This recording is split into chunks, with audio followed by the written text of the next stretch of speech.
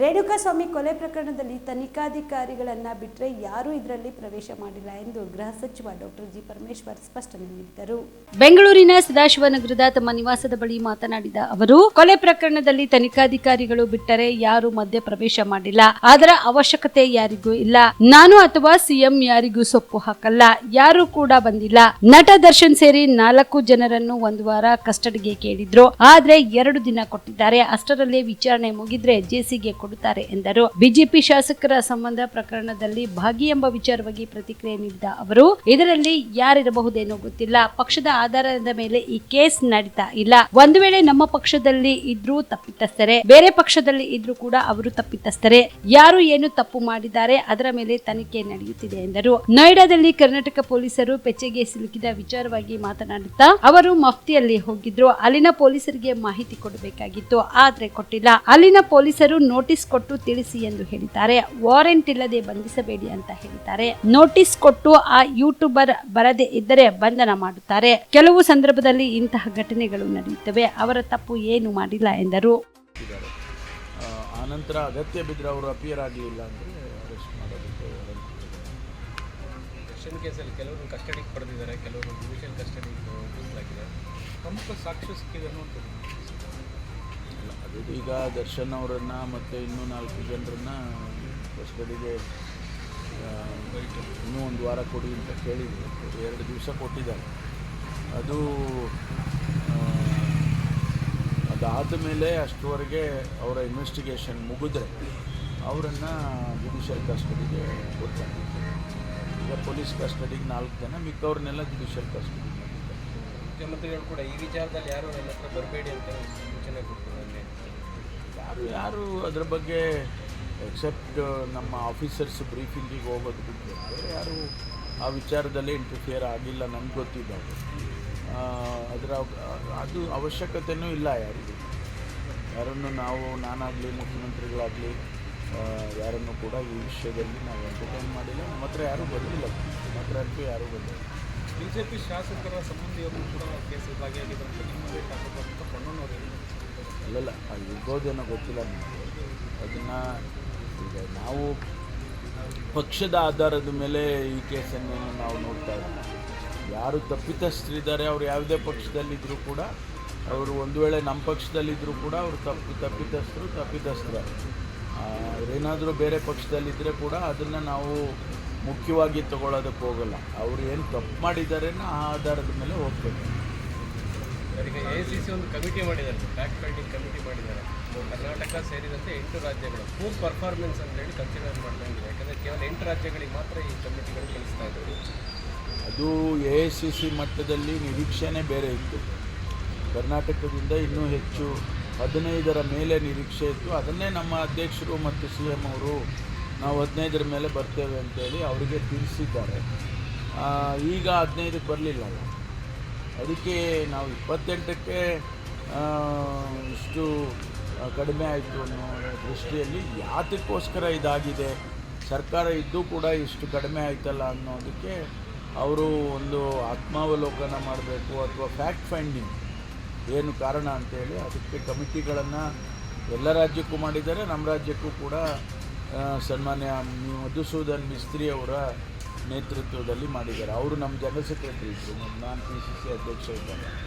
ಅದರಿಂದ ಅವರನ್ನು ಕಳಿಸಿದ್ದಾರೆ. ಈ ವರದಿ ಮೇಲೆ ಏನಾದರೂ ಡಿಸಿಷನ್ಸ್ಗಳಾಗ್ಬೋದಾ? ನಾಳೆ ಕ್ಯಾಬಿನೆಟ್ ವಿಚಾರ ಇರ್ಬೋದು, ಸಚಿವರು ಕೆಲಸ ಮಾಡಿಲ್ಲ ಅಂತೇಳಿ ತೆಗೆಯುವಂಥದ್ದು ಇರ್ಬೋದು, ಅದು ಕನ್ಸಿಡರ್ ಆಗಿಲ್ಲ. ಅದು ಅವ್ರಿಗೆ ಬಿಟ್ಟಿರೋದು.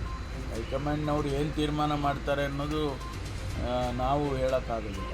ಅವರು ಈ ಫ್ಯಾಕ್ಟ್ ಫೈಂಡಿಂಗ್ ಏನು ಫ್ಯಾಕ್ಟ್ಸು ಸಿಗುತ್ತೆ ಆಧಾರದ ಮೇಲೆ ಖಂಡಿತ ಕೆಲವು ಸಂದರ್ಭದಲ್ಲಿ ಆ್ಯಕ್ಷನ್ಗಳಾಗುತ್ತೆ. ಸರ್ಕಾರ ಇದ್ದಾಗ ಸರ್ಕಾರದಲ್ಲಿ ಏನು ಆ್ಯಕ್ಷನ್ಸ್ ಮಾಡಬೇಕು, ಸರ್ಕಾರ ಇಲ್ಲದೇ ಇರೋವಾಗ ಏನು ಮಾಡಬೇಕು ಅದೆಲ್ಲ ಮಾಡ್ತಾರೆ. AICC ನಮ್ಮಲ್ಲಿ ಇರೋದೇ ಅದಕ್ಕೋಸ್ಕರ ನಮ್ಮನ್ನೆಲ್ಲ ರೆಗ್ಯುಲೇಟ್ ಮಾಡೋದು. ನಡೀತಾ ಇದೆ, ತನಿಖೆ ನಡೀತಾ ಇದೆ. ಒಂದು ಕಡೆ CBIನವರು ಬ್ಯಾಂಕಿಂಗ್ ಸಿಸ್ಟಮನ್ನು ಯಾವ ರೀತಿ ಅದು ನಡೆದಿದೆ ಅನ್ನೋದನ್ನು ಅವ್ರು ಮಾಡ್ತಾಯಿದ್ದಾರೆ. ಫ್ರಾಡ್ಯುಲೆಂಟ್ಲಿ ಏನು ಮಾಡಿದ್ರು ಅವರೆಲ್ಲ ಅದನ್ನು ಅವ್ರು ಮಾಡ್ತಿದ್ದಾರೆ. ಇಲಾಖೆಯಲ್ಲಿ ಏನು ತಪ್ಪುಗಳಾಯಿತು ಅನ್ನೋದನ್ನು ನಾವೀಗ SIT ಕೊಟ್ಟಿದ್ದೀವಿ. ಅದನ್ನು ಅವ್ರು ಮಾಡ್ತಾ ಇದ್ದಾರೆ. ಸರ್, ಈಗ ಇಲ್ಲ, ನಮಗೇನು ಆ ಥರದ್ದು ಬಂದಂಗೆ ಕಾಣಲಿಲ್ಲ.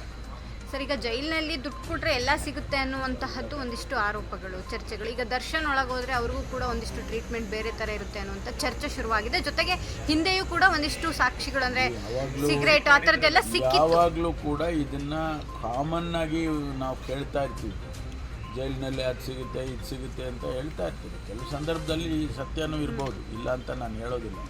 ಏಕೆಂದರೆ ಫೋನ್ಗಳು ಸಿಕ್ಕಿದೆ, ಆಮೇಲೆ ಬೇರೆ ಬೇರೆ ವಸ್ತುಗಳು ಸಿಕ್ಕಿದ್ದಾವೆ.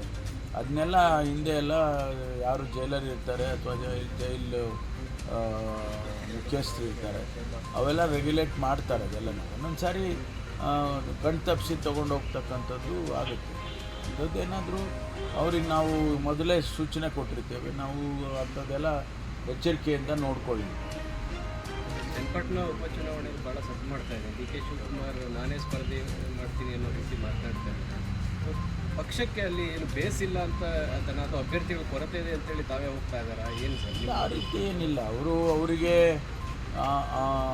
ಅವರ ಸಹೋದರರ ಪಾರ್ಲಿಮೆಂಟಿಗೆ ಬರುವಂಥದ್ದು ಇತ್ತು. ಹಾಗಾಗಿ ಅವರಿಗೆ ಒಂದಿಷ್ಟು ಇನ್ನೂ ಹೆಚ್ಚಿನ ರೀತಿಯಲ್ಲಿ ನಾವು ಒಳ್ಳೆ ಕ್ಯಾಂಡಿಡೇಟನ್ನು ಹಾಕಿದರೆ ನಾವು ಸೀಟ್ ಗೆದಿಬೋದು ಅನ್ನೋ ಕಲ್ಪನೆ ಇರ್ಬೋದು. ಸರ್, ಕಳೆದ ಬಾರಿ 15,000 ಮತಗಳನ್ನು ಪಡೆದಂಥದ್ದು, ಅಷ್ಟು ಕಡಿಮೆ ಪಡೆದಂಥ ಅಭ್ಯರ್ಥಿಗಳಲ್ಲಿ ಗೆಲ್ಲುವಂಥ ವಿಶ್ವಾಸ ಇದೆ. 2008ರಲ್ಲಿ ಕಾಂಗ್ರೆಸ್ಸಿಂದ ಗೆದ್ದಿಲ್ವಾ? ಯೋಗೇಶ್ವರ್ಗೆ ಕಾಂಗ್ರೆಸ್ ಬೇಕಾದಷ್ಟು ಸರಿ ಕಾಂಗ್ರೆಸ್ ಗೆದ್ದಿದೆ ಅಲ್ಲಿ. ಅಂದರೆ ಕಾಂಗ್ರೆಸ್ ಮತನೂ ಇದೆ ಅಂತ ಆಯ್ತಲ್ಲ. ಸಾಂದರ್ಭಿಕವಾಗಿ ಮತದಾರರು ಬೇರೆ ಬೇರೆಯವ್ರನ್ನ ಆಯ್ಕೆ ಮಾಡಿಬಿಡ್ತಾರೆ. ಅದನ್ನು ನಾವು ಹಿಂಗೆ ಆಗಿದೆ ಹಂಗೆ ಆಗಿದೆ ಅಂತ ಹೇಳಕ್ಕೆ. ಈಗ ನಾವೆಲ್ಲ ಒಂದು ಸಾರಿ ನಮ್ಮ ಕ್ಷೇತ್ರದಲ್ಲಿ ಸೋಲ್ತೀವಿ. ನಾನೇ ಆಯಿತು, ನನ್ನ ಕ್ಷೇತ್ರದಲ್ಲಿ ನಾನು 2008ರಲ್ಲಿ ಸೋತಿದ್ದೆ. ಆಮೇಲೆ ನಂತರ ನೆಕ್ಸ್ಟ್ ಎಲೆಕ್ಷನಲ್ಲಿ ಗೆದ್ದು ಬಂದೆ. ಆವಾಗ ಮತದಾರರೇ ಇಲ್ಲ ಅಂತ ಹೇಳಕ್ಕೆ ಅವ್ರ ತೀರ್ಮಾನಗಳು ಒಂದೊಂದು ರೀತಿಯಲ್ಲಿ ಒಂದೊಂದು ಸಾರಿ ಆಗುತ್ತೆ. ನಾವು ಸೋಲ್ಸಿದ್ದ ಅಂತ ನಾನು ಸೋತಿದ್ದೆ.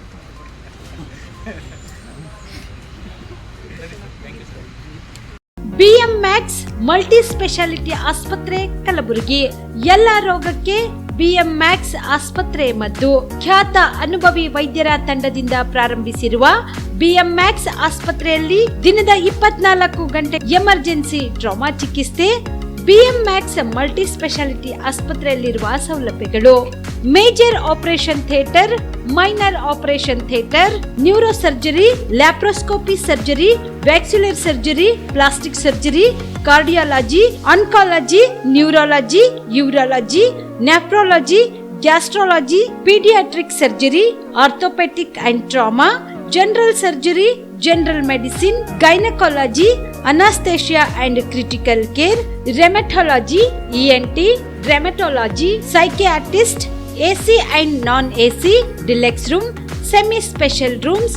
ಹೆಚ್ಚಿನ ಮಾಹಿತಿಗಾಗಿ ಸಂಪರ್ಕಿಸಿ ಬಿಎಂಮ್ಯಾಕ್ಸ್ ಮಲ್ಟಿ ಸ್ಪೆಷಾಲಿಟಿ ಆಸ್ಪತ್ರೆ, ರಿಂಗ್ ರಸ್ತೆ, Hagarga cross, Kalaburagi. Phone number 7090041785.